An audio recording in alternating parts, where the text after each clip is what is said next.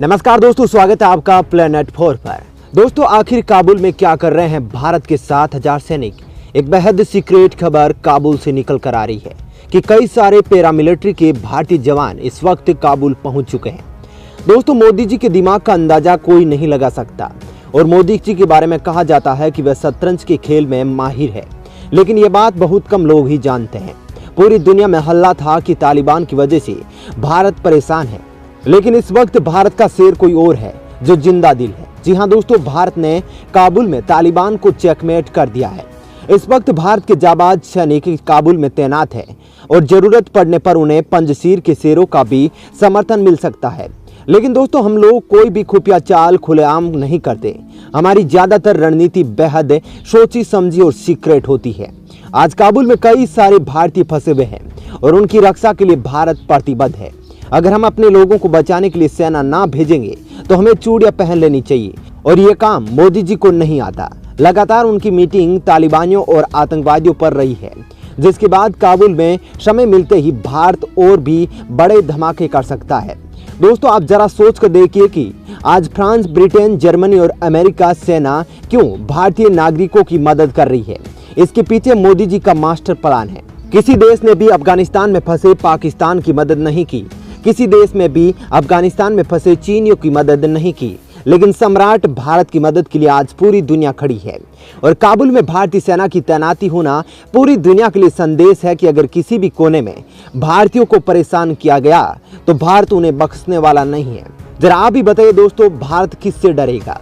आज भारत के पास रूस, इजराइल, फ्रांस और अमेरिका जैसे भरोसेमंद दोस्त है।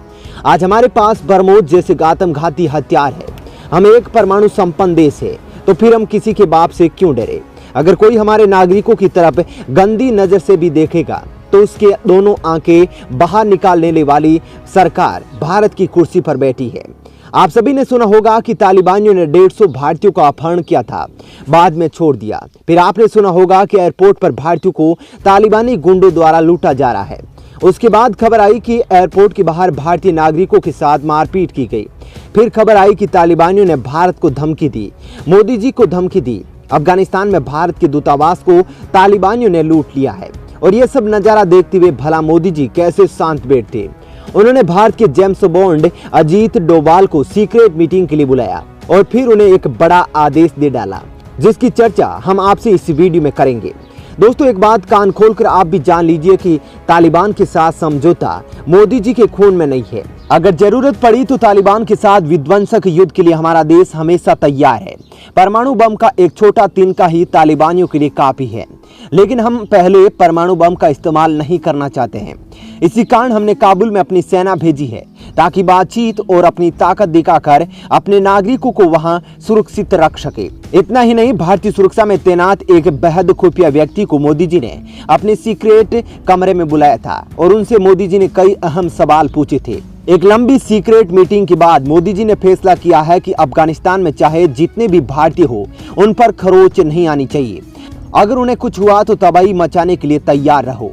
और यह बताया जा रहा है कि काबुल एयरपोर्ट पर भारतीय सेना तैनात है और भारतीय वायुसेना भी उड़ान भरने वाली है, ताकि हम अपने सभी नागरिकों को सुरक्षित बचाकर वहां से निकाल सके। भारत के अग्रेसिव मोड को देखते हुए तालिबान भी बेहद डरा हुआ है। उन्हें भी डर है कि अगर भारत ने पंजशीर के शेरों की मदद कर दी तो उनका काबुल पर कब्जा सपना ही रह जाएगा। इसी कारण तालिबान कभी नहीं चाहेगा कि उससे मोदी जी नाराज हो जाए। जिसके बाद खबर आई कि रूस के बड़े नेता ने भी भारतीय प्रधानमंत्री से फोन पर बातचीत की है। दोनों बड़े नेताओं ने तालिबान को लेकर कई अहम फैसलों पर सहमति जताई है। हालांकि इसकी ज्यादा जानकारी बाहर नहीं आ पाई है, लेकिन दोस्तों, मोदी जी ने अपना मूड बना लिया है। कुछ लोग मोदी जी पर उंगली उठा रहे थे कि वे तालिबान को लेकर कुछ क्यों नहीं कर रहे हैं, लेकिन हमारे भारतीय प्रधानमंत्री के बारे में तो दुनिया जानती है कि वे ज्यादातर काम चुपके करते हैं और उसकी खबर मीडिया को 24 घंटे बाद मिलती है। भारत में कुछ लोग कह रहे थे कि तालिबान से बातचीत शुरू कर दो, अगर तालिबान से बातचीत नहीं करोगे तो भारी पड़ेगा। उसका मानना था कि एक दिन तालिबान पूरे अफगानिस्तान पर कब्जा करेगा, पर इसलिए मोदी जी को उनसे बातचीत करनी चाहिए। लेकिन दोस्तों, जवाब में मोदी जी ने कहा कि मेरे डिक्शनरी में आतंकवादियों के साथ समझौता करने का कोई शब्द नहीं है। जी हाँ दोस्तों, कंधार में हमने गलती कर दी जब हमने अपने नागरिकों को बचाने के लिए खतरनाक मसूद अजहर जैसे आतंकवादी को रिहा कर दिया था। लेकिन अब की बार की सरकार का मिजाज कुछ और ही है। इस बार जो आतंकवादी पकड़े जाते हैं उन्हें जल्द से जल्द ठोक दो की नीति से सजा दी जाती है। उन्हें जेल में रखकर अब हम बिरयानी नहीं खिलाते। अब हम ये इंतजार नहीं करते कि कोई हाईजैक होगा, उसके बाद हम उन्हें रिहा कर देंगे। ये मोदी सरकार है दोस्तों, जो आतंकवादियों को पकड़ने के बाद कोई समझौता नहीं करती।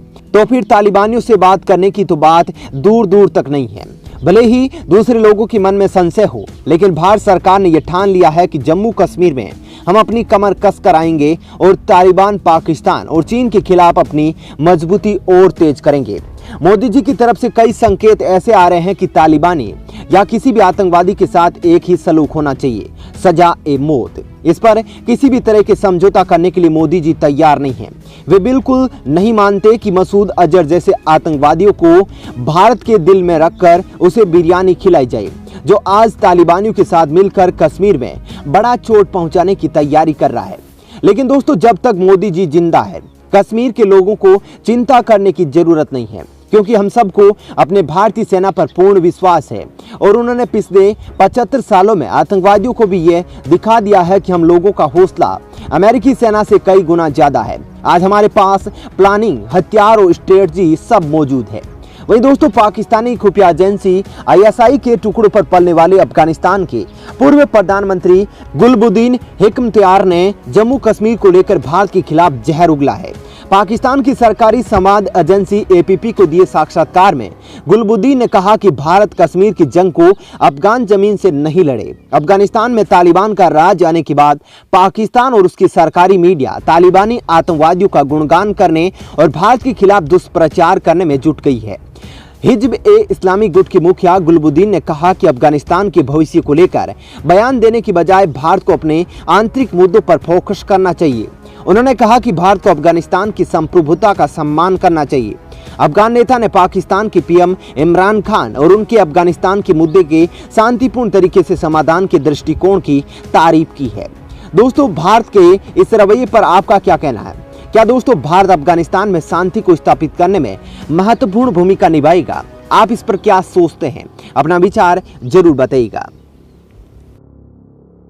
जो तोड़ने वाली शक्तियां हैं, जो आतंक के बलबूते साम्राज्य खड़ा करने वाली सोच है, वो किसी कालखंड में कुछ समय के लिए भले हावी हो जाए, लेकिन उसका अस्तित्व कभी स्थायी नहीं होता। वो ज्यादा दिनों तक मानवता को दबाकर नहीं रख सकता।